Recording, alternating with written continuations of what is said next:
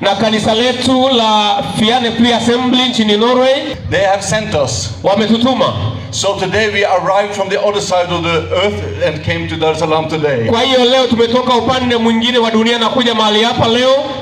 We are not going to preach the word tonight. Leo hatutaweza kuhubiri, but we are going to share the gospel with you the other nights. Lakini tutaenda kuleta neno la Mungu pamoja nawe kesho. And I'm 100% convinced. Na nina uhakika wa 100% that God will be among us. Kwamba Mungu atakuwa katikati yetu. And you are going to be blessed. Na unaenda kubarikiwa. Amina. You will see miracles in your life. Utaona ishara katika maisha yako. God will bless your family. Mungu atabariki familia yako. And he will edify and uplift the church. Na atainua watu wako. And you will be inspired during the campaign. Na utaguswa na neno la Mungu juu ya huu mkutano.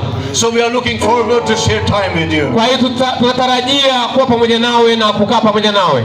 And I have to say again and again, thank you to, I'm so sorry with the pronunciation, Askofu. Ninataka kusema asante kwa Askofu Remi. Askofu Grace. Na Askofu Grace for having us.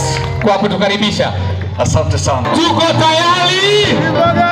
Watu wamelipa gharama kutoka mbali. Bwana Yesu asifiwe sana. Amen. Bwana Yesu asifiwe sana. Amen. Praise the Lord. Bwana asifiwe. Do you love Jesus? Unampenda Yesu?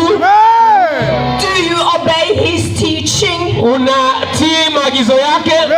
Have you kept your faith? Umeishika imani yako? Amina. I have done that too. I have kept my faith too. Nimeitunza pia imani yangu. Tomorrow we are starting this, we will preach for you. Kesho tutahubiri kwa ajili yako. But I want you to do something for the congregation and for Jesus. Nataka ufanye kitu kwa ajili ya mkutano na kwa ajili ya Yesu. If you know someone that are not saved, kama unamjua mtu ambaye hajaokoka, bring them here tomorrow. Mlete mmoja kesho. If you know someone that needs to be healed, kama unajua mtu anayetakiwa kuponywa, bring them here tomorrow. Mlete hapa kesho. Amina. If you know someone that needs to be set free, kama unajua mtu ambaye anatakiwa kufunguliwa, bring them here tomorrow. Mlete kesho hapa. Amina. Because Jesus is here. Kwa sababu Yesu yuko hapa. Jesus is here by his Holy Spirit. Yesu anaachilia roho wake.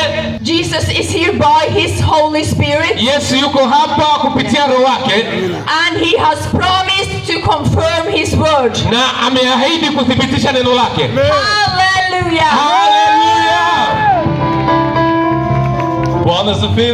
Bwana asifiwe sana. God bless you all. Mungu awabariki nyote. It's so good to be back here. Ni furaha kuwa tena mahali hapa. And we come with high expectations. Na tumekuja na matarajio makubwa. Because we believe that God will bless the people of Kwa sababu tunaamini kwamba Mungu atabariki watu wa Tanzania. We believe that God will come with his power. Tunaamini kwamba Mungu atakuja na nguvu zake. And that he will come with his promises to his people. Na kwamba atakuja na ahadi zake kwa watu wake. I want to share one verse with you today. Nataka nikupe mstari mmoja jioni ya leo.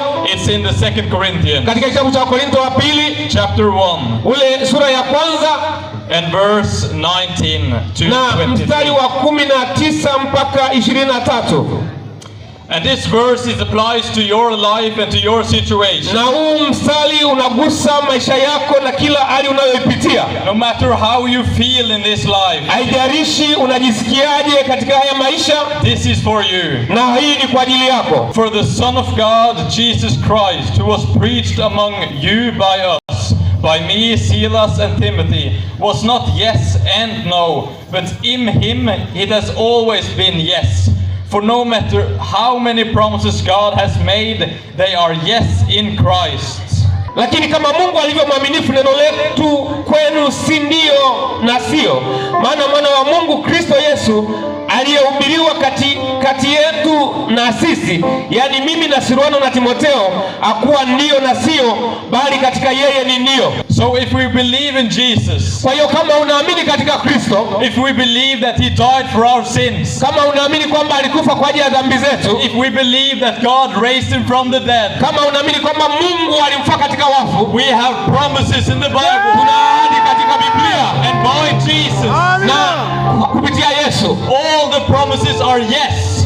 Ahadi zote ni ndio. There is no no's in the Bible. Hakuna hapana katika Biblia. All the promises shall be revealed. Ahadi zote zitaambatana na wewe. If you believe in the name of Jesus, Kama unaamini katika jina la Yesu, you shall see his blessing. utaona baraka zake. You shall see his promises. Utaona ahadi zake zikitimia. You shall feel his power. Utaona nguvu zake. Come with expectations to Jesus. Utaona matarajio kwa Yesu. Mungu akabariki sana. Mungu akubariki sana. Amina.